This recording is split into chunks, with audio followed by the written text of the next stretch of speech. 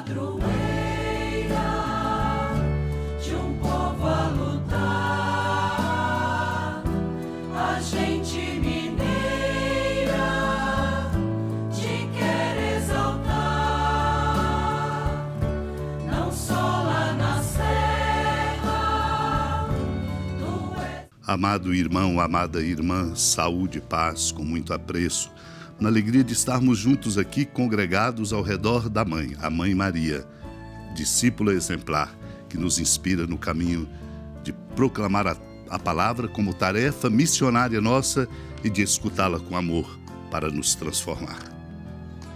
São João Cassiano, um abade, numa conferência, comenta: agora devemos falar das renúncias, que são 3, segundo a tradição dos santos padres e a autoridade da Sagrada Escritura, e que devemos praticar com grande empenho. A primeira delas, a primeira renúncia, desprezar todas as riquezas e bens materiais do mundo. A segunda, repelir os hábitos passados, vícios e paixões do espírito e da carne. E a terceira consiste em afastar a nossa alma de todas as coisas presentes e visíveis, para contemplar e desejar unicamente os bens futuros e invisíveis. Meu irmão, minha irmã, essas 3 renúncias devem ser praticadas simultaneamente, como lemos que o Senhor ordenou a Abraão: sai da tua terra e da tua parentela e da casa de teu pai. Disse primeiramente, da tua terra, isto é, renunciar aos bens deste mundo e às riquezas terrenas. Em segundo lugar, da tua parentela, é a renúncia ao modo de viver, aos costumes e vícios do passado, que desde o nascimento estão ligados a nós como parentes e consanguíneos.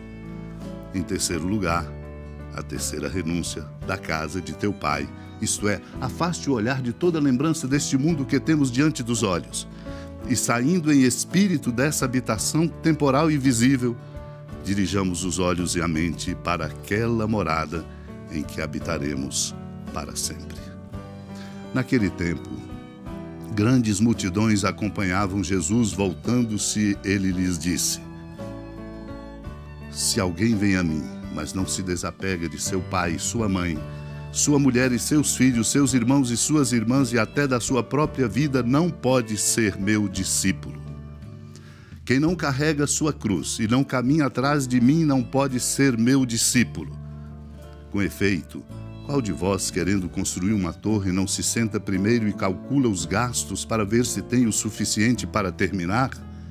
Caso contrário, ele vai lançar o alicerce e não será capaz de acabar.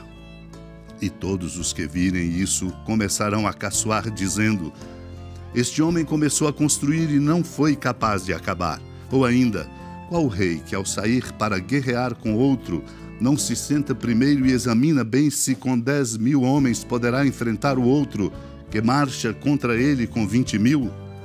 Se ele vê que não pode, enquanto o rei ainda está longe, envia mensageiros para negociar as condições de paz.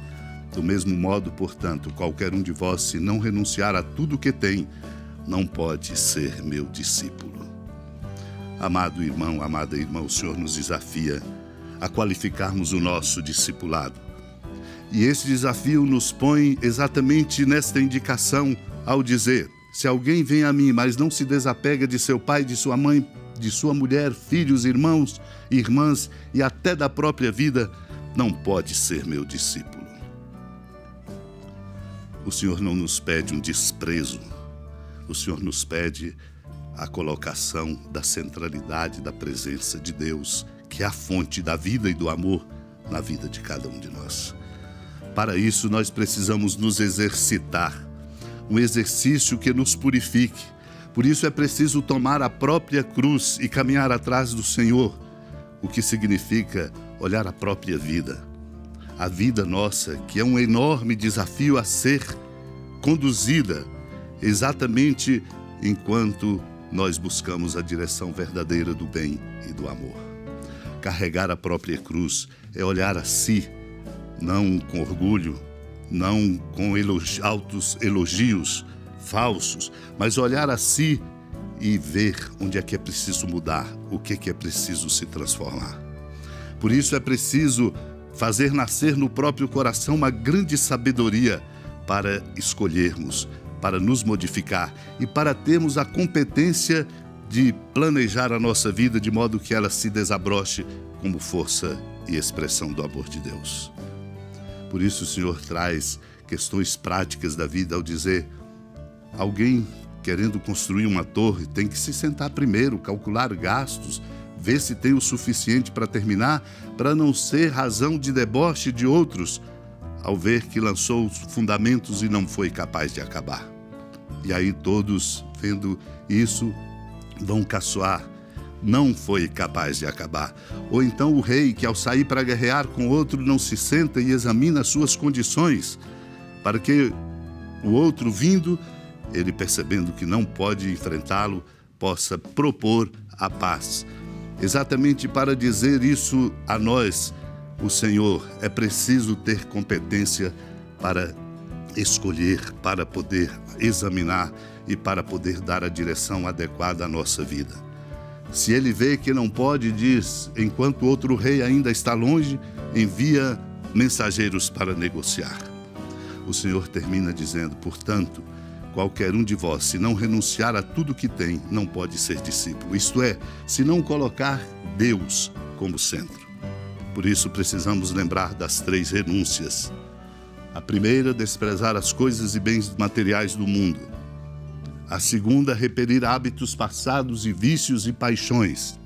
A terceira, afastar nossa alma das coisas visíveis e presentes e aprender e exercitar-nos a contemplar e desejar unicamente os bens futuros. Praticando estas 3 renúncias simultaneamente, nós nos qualificaremos como verdadeiros discípulos e discípulas de Cristo Jesus.